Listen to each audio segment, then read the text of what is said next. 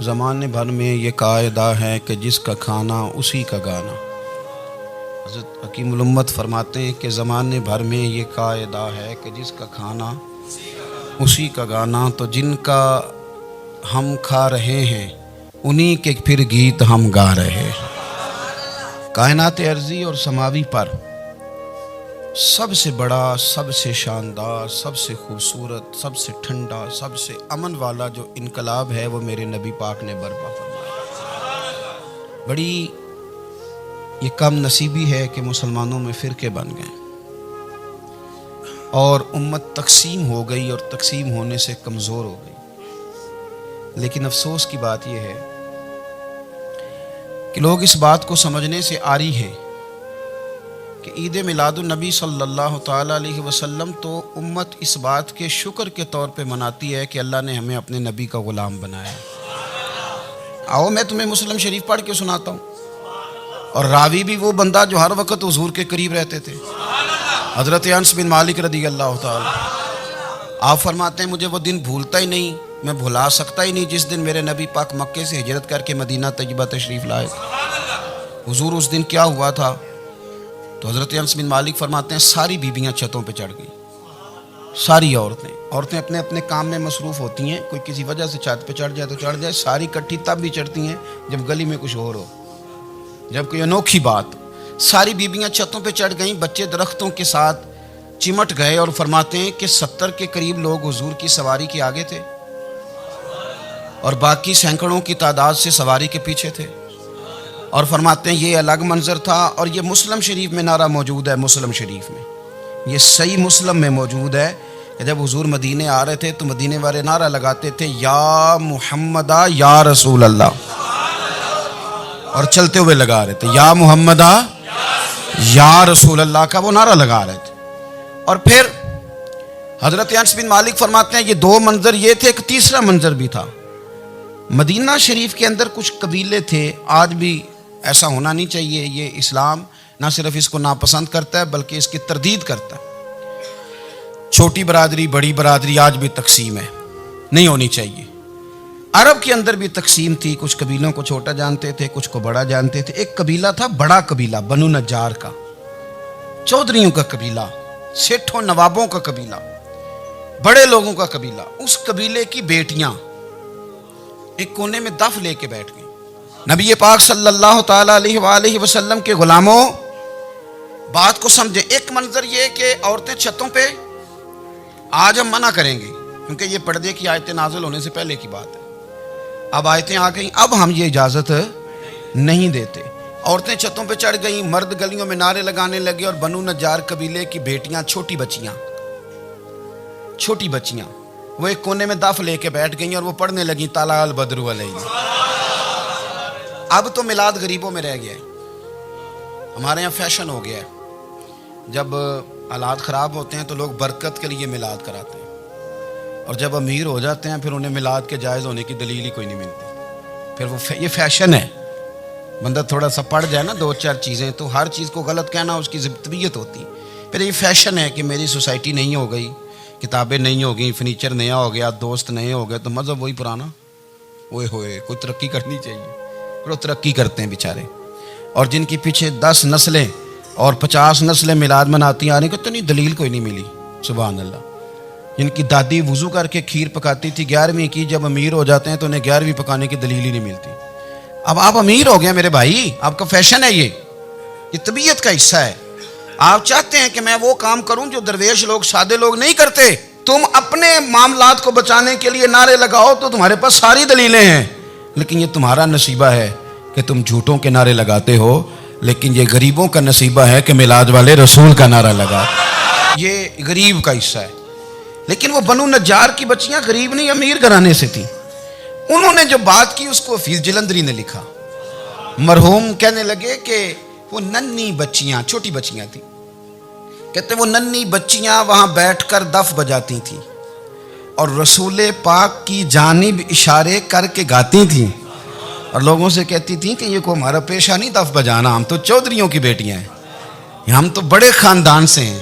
وہ ننھی بچیاں جو بیٹھ کر وہاں دف بجاتی تھیں، رسول پاک کی جانب اشارے کر کے گاتی تھیں اور کہتی تھی ہم ہیں بچیاں نجار کے عالی گھرانے کی، خوشی ہے آمنہ کے لال کے تشریف لانے، ہمیں بڑی خوشی ہے آمنہ کے لال کے، خوشی ہے آمنہ کے لال کے، خوشی ہے آمنہ کے لال کے، ہمیں خوشی ہے آمنہ کے لال کے تشریف، خوشی ہے بس آمنہ کے لال کے تشریف۔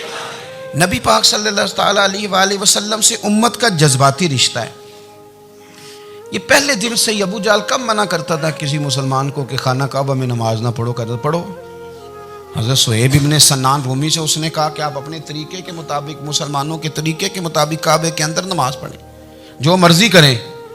روکتے تو وہ نبی پاک کے قریب جانے سے تھے، وہ منڈیوں میں بیٹھ جاتے تھے، حضور کے قریب نہ جانا، حضور کے قریب نہ جانا، حضور کے قریب نہ جانا۔ میری بات کو آپ سمجھے اور ہمیشہ یاد رکھیں، امت کا نبی پاک سے جذباتی رشتہ، جذباتی۔ یہ جو رسول اللہ کی امت ہے یہ گناہ گار ہو سکتی ہے پر اپنے نبی کی غدار نہیں ہوتی۔ میں آپ کو صحیح کہہ رہا ہوں، میرے کلین شیو نوجوان کے کان میں آپ جا کے کہیں نبی پاک، چاہے اس نے نماز نہ پڑھی ہو، چاہے اس نے داڑھی نہ رکھی ہو، آپ حضور کا نام لیں اس کے رونگٹے کھڑے ہو جاتے ہیں، اس کی طبیعت، اس کا دل دھک دھک کرتا ہے، اس کی ایک ایک روح سے محمد محمد کی آوازیں نکلتی۔ یہ فیض ہے رسول پاک کا اور یہ کرم ہے اللہ کا اس امت کے ساتھ۔ امیر ملت پیر جماعت علی شاہ صاحب محدث علی پوری فرماتے ہیں ایک جگہ ہندوؤں کا جلسہ تھا، ہندو پنڈت تقریر کر رہا تھا، اس نے نبی پاک صلی اللہ علیہ وسلم کی شان میں معاذ اللہ کو بے ادبی کر دی۔ مسلمان تھے ہی نہیں، ایک مسلمان تھا، وہ ملنگ نہیں ہوتے دوری ڈنڈے والے، اس کے پاس رنگین ڈنڈا تھا، وہ کہیں دور بیٹھا تھا، تو اس نے سن لی اسپیکر چل رہا تھا، تو وہ ڈنڈا لے کے تو سٹیج پہ چڑھ آیا۔ وہ کہتا ہے میں نے پنڈت کے سر میں مارا ایک ہی ہے پر مارا ذرا صحیح کر کے۔ وہ ڈھیر ہو گیا، لوگوں نے گرفتار کر لیا، جیل میں چلا گیا۔ پیر صاحب کہتے ہیں میں ملنے گیا، بندے کو بسم اللہ بھی سیدھی نہیں پڑھنی آتی، سورۃ اخلاص بھی ٹھیک نہیں آتی، اسے ربنا آتینا دعا نہیں کر سکتا، ملنگ ہے۔ میں ملنے گیا اور میں نے کہا یار نہ تو نماز پڑھے، نہ داڑھی رکھے، نہ تو مسجد جائے، پر تو نے کمال کر دی۔ تو کہتے ہیں پیر صاحب چھم چھم رویا اور پنجابی میں کہنے لگا پیر صاحب میں گناہ گار ہاں پر اپنے نبی دا غدار تے نہیں نا۔ یہ گناہ گار اور غدار میں فرق ہوتا ہے، میں گناہ گار ہوں پر یہ تو نہیں نا کسی کی ضرورت کہ میرے سامنے میرے نبی کے بارے میں بات کر جائے اور ساڈی اچھی تے سچی سرکار نو گل کر جائے۔ یہ بات آپ سمجھیں، دشمن احمد پہ شدت کیجئے، ملحدوں سے کیا مروت کیجئے، شرک ٹھہرے جس میں تعظیم رسول، اس برے مذہب پہ لعنت کیجئے، اور مثل فارض زلزلے ہوں نجد میں ذکر آیات ولادت کیجئے اور یا رسول اللہ کی کثرت کیجئے۔ نبی پاک کا پیار امت کے لیے سرمایہ حیات ہے۔ رسول پاک کے ساتھ امت کا والہانہ رشتہ ہے۔ نبی پاک کے ساتھ والے حضرت خبیب کو گرفتار کر لیا مکے والوں نے،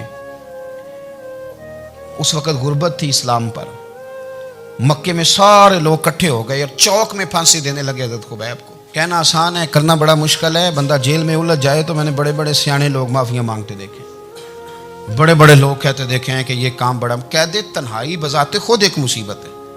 آپ کو اکیلا رہنا پڑ جائے نا، یہ لاک ڈاؤن ہوا ہے تو لوگ نفسیاتی مریض بن گئے، اکیلے رہنا، تنہا رہنا کوئی چھوٹا کام ہے۔ حضرت خبیب اکیلے اور مکے کا دور اور چاروں جانب کافر، اور چوک میں جب پھانسی پہ لٹکایا جانے لگا تو ابو سفیان بولے اور بول کے کہنے لگے یار بندہ کوئی کام کر کے بڑا پچھتاتا بھی ہے کہ یار نتیجہ کیا نکلا، تو معاذ اللہ آپ کا بھی نتیجہ تو پھانسی ہے، تو آپ کا کیا خیال ہے؟ یہ آپ یقین کریں کہ لوگ صحیح صحیح ساتھ چلتے ہیں، تھوڑی سی دشواری اٹھانی پڑ جائے تو کہتے ہیں میں گاڑی ٹھیک تھا، پر انہی پتھروں پہ چل کے اگر آ سکو تو آؤ۔ میرے گھر کے راستے میں کوئی کہکشاں نہیں ہے، لوگ نا میٹھا میٹھا کھانا چاہتے ہیں، تھوڑا کڑوا آ جائے تو مصیبت بن جاتی ہے۔ کہتے ہیں سارے فلانے سے پیار کریں گے تو میں کروں گا، سارے مخالفت بھی کریں گے تو ہم انشاءاللہ پیار ہی کریں گے۔ یہ کیا بات ہوئی کہ ہم زمانے کا رنگ دیکھ کے چلیں گے؟ اب بعض لوگ پچھتا رہے ہوتے ہیں۔ حضرت خبیب سے کہا ابو سفیان نے، ابھی کلمہ نہیں پڑھتے تھے، کہنے لگے تو اس وقت پھانسی پہ لٹک رہا ہے اور تیرے نبی مدینے میں اور آرام میں، اور ان کے صحابہ آرام میں، اہل بیت گھر میں، تیرے ذہن میں اگر اس وقت یہ بات ہو کہ اس وقت تیری جگہ پہ وہ ہوتے معاذ اللہ، تو پھر کیا ہوتا؟ مجمع غیروں کا، علاقہ غیروں کا. یہ ٹائم آیا تھا اب نعرہ رسالت لگانے کا. اب ٹائم آیا حضرت خبیب نے نعرہ رسالت لگانا ہے. پر لگانا کس طرح ہے کہ کافر یاد رکھیں. حضرت خبیب سے کہنے لگے اگر تیری جگہ حضور ہوتے تو پھر تیرا کیا خیال ہے معاذ اللہ. تو حضرت خبیب کہنے لگے تم ابھی بھی نہیں سمجھے. ٹھیک ہے میں مکے میں اکیلا ہوں, سارے لوگ مدینے میں ہیں, پر میں پچھتا نہیں رہا, میں تو فخر کر رہا ہوں. میں فخر کر رہا ہوں اس لیے کہ چوری کر کے جان نہیں دے رہا, مدینے والے کی عزت پہ جان دے رہا ہوں. میں فخر کر رہا ہوں. فرمایا سن, تو کہتا ہے تیری جگہ حضور ہوتے اور تم انہیں یہاں معاذ اللہ پھانسی پہ لٹکاتے. فرمایا سن, میں تو یہ بھی پسند نہیں کرتا کہ میں گھر میں بیٹھا ہوں اور میرے نبی کو ہلکا سا کانٹا بھی چبھ جائے. ہمارا اپنے نبی سے محبت کا رشتہ ہے. ایک کانٹا بھی حضور کے قدم مبارک میں چبھے ہمیں برداشت. مجمع ان کا تھا, نعرے لگ رہے تھے, ہم نے مسلمان پکڑ لیا. لیکن حضرت خبیب نے اکیلے, اللہ کرے آپ کو میری بات کی سمجھ آئے, اللہ کرے آپ کو سمجھ آئے, اکیلے جب پھانسی کے تختے کے قریب نعرہ لگایا نا کہ میں تو کانٹا بھی نہیں چبھنے دوں گا اپنے نبی کو, اب سارے ہار گئے. اب اس ایک جملے نے نا ان کو شکست خوردہ کر دی. اب بول کچھ نہیں سکتے تھے, گردنیں جھک گئیں. اور جب سناٹا چھایا تو ابو سفیان ساتھ والے سے کہنے لگا باقی ساری باتیں اپنی جگہ پر ہیں, پر اصحاب محمد سے پیار تو بڑا ہی کرتے ہیں نا. اور وہ کچا رنگ للاری والا جیڑا چڑھدا تے لیندا رہندا, اے عشق تیرے دا رنگ محمد چڑھ جائے پھر نہیں لیندا. کہا یار پیار تو یہ کرتے ہیں نا, اس میں کوئی شک والی بات. اس پیار سے کافر ڈرتا ہے. نبی پاک کے ساتھ جذباتی وابستگی, حضور کے ساتھ غلاموں کا جذباتی رشتہ, اور نبی پاک صلی اللہ تعالی علیہ وسلم کی آمد پر تشکر کے جذبات. امام رازی نے لکھا ہے کہ حضرت موسیٰ کلیم اللہ علیہ السلام نے تورات کی تختیوں کے اندر ایک امت کا ذکر پڑھا کہ جو امت گناہ کا ارادہ کرے گی تو گناہ لکھا نہیں جائے گا جب تک کر نہ لے, اور نیکی کا ارادہ کرے گی تو رب ان کی نیکی لکھ دے گا, اور جب وہ کر لے گی تو اللہ 10 گنا اجر عطا کرے گا. اور وہ ایسی امت ہوگی کہ جن کے چہرے قیامت کے دن نور کی طرح چمکیں گے, اور وہ امت ہوگی جن کی اللہ تعالیٰ زمین ساری پاک فرما دے گا, جہاں نماز پڑھیں گے نماز ہو جائے گی.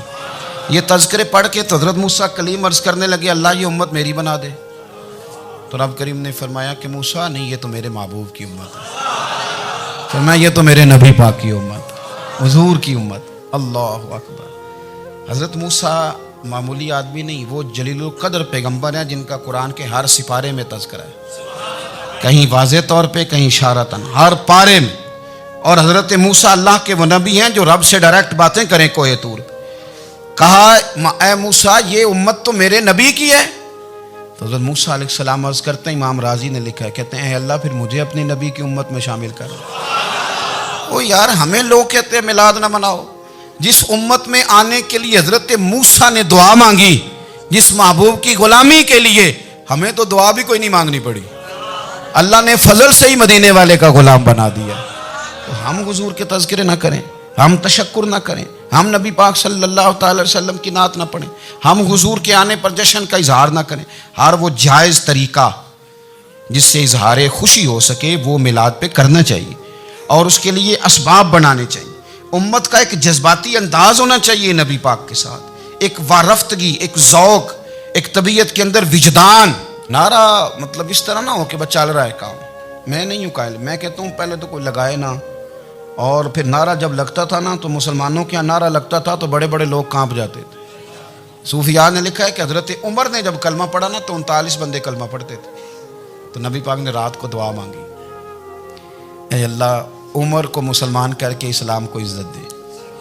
حضرت عمر سویرے آ گئے, میں وہ تفصیل میں نہیں جاتا, بات لمبی. حضرت عمر جب آئے نا اور انہوں نے آتے جب کہا نا کہ میں کلمہ پڑھنے آیا, تو حضور اتنے راضی ہوئے کہ نبی پاک نے کہا اللہ اکبر. تو صحابہ نے نعرے لگائے اللہ اکبر اللہ اکبر, یعنی 40 لوگ مسلمان ہوئے تو نعرے لگے.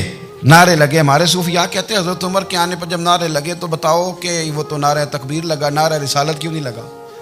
تو کہتے ہیں گویا ہمیں حضور نے یہ سمجھایا ہے, حضور کے اشاروں نے سمجھایا ہے کہ میں اب اپنے نعرے خود تو نہیں نہ لگاؤں گا, میں نے تو اللہ اکبر کہہ دیا, عمر آ گیا ہے میرے نعرے لگاتا رہے گا.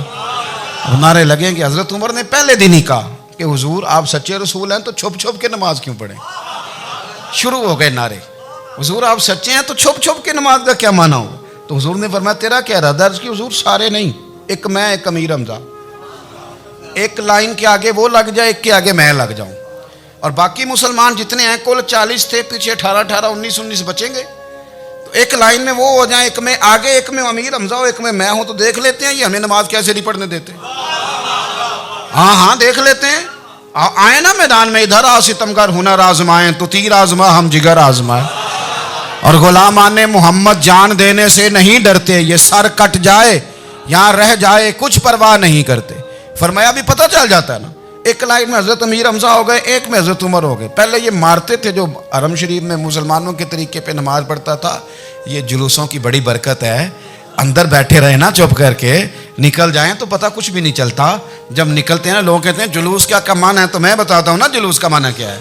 حضرت عمر نے باہر نکلے 2 لائنوں کا جلوس، لمبا بھی کوئی نہیں، بندے بھی 40، اور جناب فاروق اعظم باہر نکلے تو عمر کا نعرہ، عمر کا، حضرت عمر نے یوں کر کے آستینیں بازو کی چڑھا لی، اور اپنے گلے میں جو ان کے رومال تھا نا اس کو یوں سینے پہ باندھا، اور اس ہاتھ میں تلوار تھی تو یوں کر کے باہر لہرائی، کہنے لگے او مکے کے کافرو ادھر آؤ میرے سامنے، جس نے اپنی بیوی بیوہ کرانی ہو، جس نے بچے یتیم کرانے ہوں، وہ آئے میدان میں، مصطفیٰ کے غلام آج سڑکوں پہ نکل آئے میدان میں، ہمارے سامنے ہمارا مقابلہ کرے، آئے نا میدان میں، ہم نکلے ہیں، اب ہم یہاں کعبے میں اعلانیہ نماز پڑھیں گے، ہم پڑھیں گے، طاقت ہے تو آؤ نا ہمارا مقابلہ کرو، آؤ۔ کفر بذات خود بہت بڑا جھوٹ ہے، اور جھوٹ کے پیر، بس 2 بندے نکلے تلواریں لے کے آگے، تو پھر حضرت عمر نے اعلانیہ نماز پڑھوائی خانہ کعبہ۔ تو میرے بھائی رسول اللہ صلی اللہ علیہ وسلم کے غلام تو جب نعرہ لگاتے تھے تو ہو ہی کمال جاتا تھا۔ پھر بریلی کے امام بولے، کہنے لگے پیش حق مجدہ شفاعت کا سناتے جائیں، حضور قیامت کے دن آگے نا ہمارے آگے خوشخبری دیں گے، کہیں گے تم فکر نہ کرو، آ جاؤ میں تمہیں بخشواتا ہوں، میں تمہاری سفارش، آ جاؤ پیچھے۔ حضور نہ پیش حق مجدہ شفاعت کا سناتے جائیں گے۔ یقین کریں بریلی کے امام کو بھی بڑا ہی رنگ آتا ہے بیان کرنے کا، کہنے لگے آپ روتے جائیں گے، اللہ کو منانا ہے نا حضور نے، کہتے ہیں پیش حق مجدہ شفاعت کا سناتے جائیں گے، آپ روتے جائیں گے، پر ہم کو ہنساتے جائیں گے، باغ جنت میں محمد مسکراتے جائیں گے، پھول رحمت کے گریں گے ہم اٹھاتے جائیں گے، اور حشر میں ہوگا ہمارا داخلہ اس شان سے ہم یا رسول اللہ کا نعرہ لگاتے جائیں، ہم یا رسول اللہ کا نعرہ۔ امام راضی کہتے ہیں حضور نے ایک رکا پکڑا چھوٹا سا، ایک بندے کو لوگ دوزخ میں لے کے جا رہے ہیں، اچھا مجھے ایک بات بتاؤ، فیصلہ پہلے ہو گیا ہے، اللہ کے سامنے ہوا ہے، اور فیصلہ ہو گیا اور طے ہو گیا کہ دوزخ میں جانا ہے، وہ قریب پہنچ گئے دوزخ کے، تو حضور نے دیکھ لیا، اور بتایا کس نے؟ حضرت آدم نے۔ حضرت آدم کہنے لگے حضور وہ آپ کے غلام کو دوزخ میں لے جا رہے ہیں۔ نبی پاک آگے گئے، کیا پڑھتے ہیں ہمارے بھائی؟ حضور نے مجھے ان سے چھڑا کے چھوڑ دیا۔ نبی پاک صلی اللہ علیہ وسلم آگے گئے، فرمایا ادھر آؤ، کہاں لے کے جا رہے ہو؟ اللہ کے سامنے فیصلہ ہوا ہے نا، فرشتوں نے کیا ہے نا، فرشتے کو کسی سے بددیانتی تو نہیں نہ کرتے، فرشتوں نے جو کیا ٹھیک کیا ہے نا، کیوں لے کے جا رہے ہو؟ سونے گناہ زیادہ ہیں، نیکیاں تھوڑی ہیں، فرمایا میرے سامنے تو لو۔ کسی فرشتے نے نہیں کہا کہ سونے معاذ اللہ ہم کو بے ایمان ہے، ہماری کوئی اس سے زد چل ساڈا کوئی بننا سان جائے دے نال، بھائی میرا مطلب ہے صحیح تولا ہے، فیصلہ ہے، فرمایا دوبارہ تو لو۔ گویا رب بھی فرماتا ہے جیسے میرا محبوب کہتا ہے ویسے ہی کر، او کوئی نہیں دوبارہ تول لو، کوئی حرج نہیں، تولو نہ دوبارہ۔ فرشتے دوبارہ آئیں گے، انہوں نے دوبارہ تولا، ایک پلڑے میں نیکیاں ایک پلڑے میں گناہ۔ اب وہ گناہ پھر زیادہ نکلے تو نبی پاک نے نا جیب سے اتنا سا رکا نکالا، رکے کا بھی کوئی وزن ہوتا ہے، وہ حضور نے نیکیوں کے پلڑے میں رکھ دیا، نیکیاں بڑھ گئیں، فرشتے بھی چپ کر گئے، چلو بھائی جنت میں۔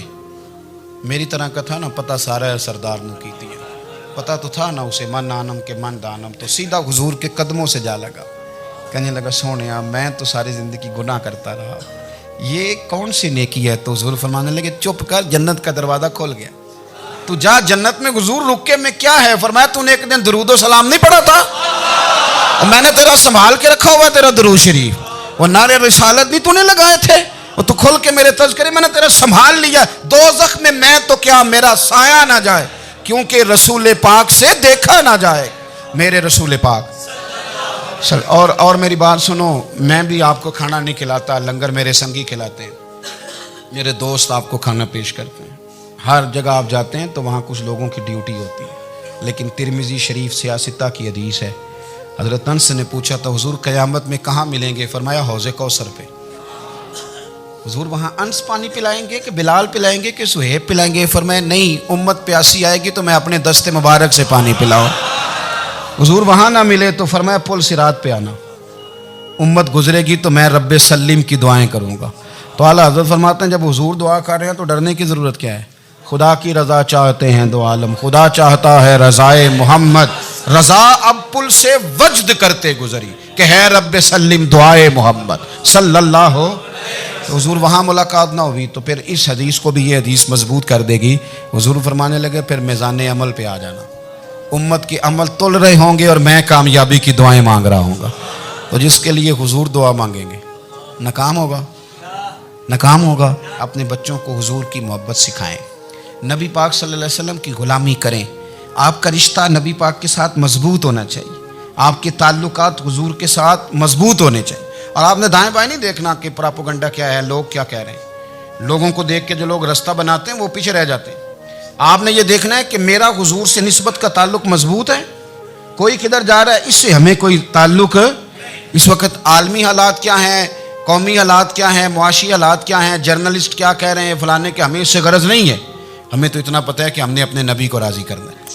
تو اس لیے خوبصورت محافل کا ذکر کریں، خوبصورت درود شریف پڑھیں۔